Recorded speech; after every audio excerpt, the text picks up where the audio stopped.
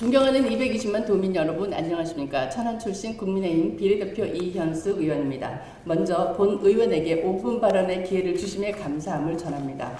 본 의원은 간병인 제도의 현 상황을 살펴보았습니다.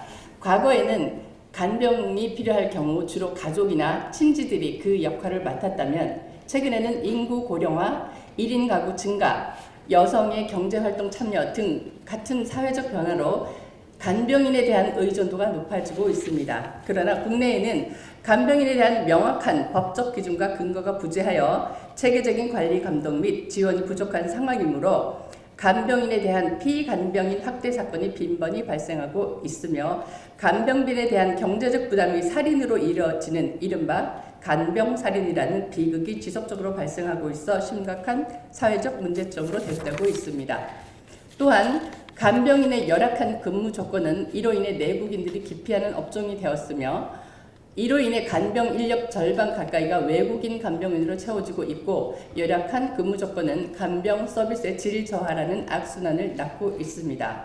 한국보건사회연구원의 자료에 따르면 외국인 간병인은 전체 간병인의 인력의 약 46%를 차지하며, 이 중 상당수는 중국 동포로 전체 외국인 간병인의 약 64%를 차지하고, 이들의 수입 80%는 그들의 자국으로 들어가고 있다고 합니다.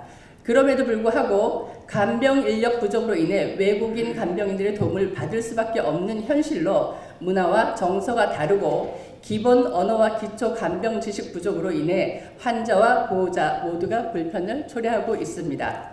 더욱 심각한 문제는 요양병원에서 노인 학대가 반복적으로 발생하고 있다는 점입니다.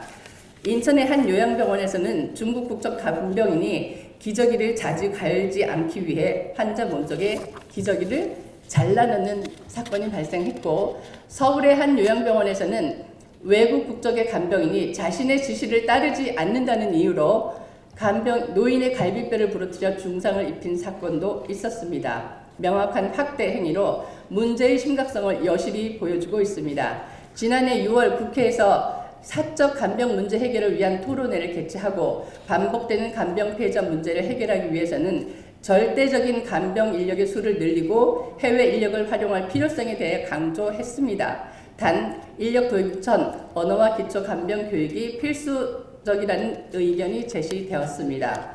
정부는 이러한 문제를 인지하고 요양병원 간병 모델 개발을 국정과제로 채택하며 보다 나은 간병 서비스 제공을 목표로 하고 있다고 합니다.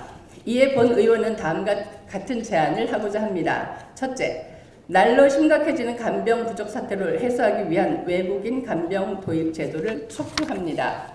존경하는 의원님, 그리고 공직자 여러분, 과거에 한국 파독 간호사를 기억하십니까? 1966년부터 76년까지 한국에서는 실업 문제 해소와 해외 인력 수출의 일환으로 독일에 1230여 명의 간호사를 파견했습니다. 그 당시 파견 간호사들의 주요 업무는 기본적인 간호와 각종 처치 등이었다고 합니다. 이러한 사태를 통해 우리도 그때의 파독 간호사처럼 간호대학이나 관련 학과를 졸업한 해외 인력에 유입될 수 있도록 정부에 적극적으로 건의할 것을 요청드립니다. 일본을 비롯한 선진국들은 이미 해외 인력을 도입하여 간병 제도를 운영 중에 있으며, 베트남은 해외 간병인 파견을 위한 전문 교육 시스템을 구축하고 의료 관련 종사자들을 해외로 파견하는 등 간병인에 대한 다양한 방안을 강구하고 있다고 합니다. 보호자는 물론 병원에서도 간병인을 구하지 못해 고충을 커지고 있는 만큼 지속적으로 제기되어 온 전문 해외 인력에 도입될 수 있도록 함께 고민해 주시기 바랍니다. 둘째, 도내에서 활동 중인 외국인 간병인들의 역량 강화 교육입니다. 국가 차원에서 적절한 간병인 채택이 마련되고 외국인 간병 제도가 정착되기 전까지 충청남도가 선도적으로 나서서 외국인 간병인들에 대한 문화와 정서 및 언어와 기본적인 요양 보호에 대한 사전교육을 실시해 줄 것을 제안합니다.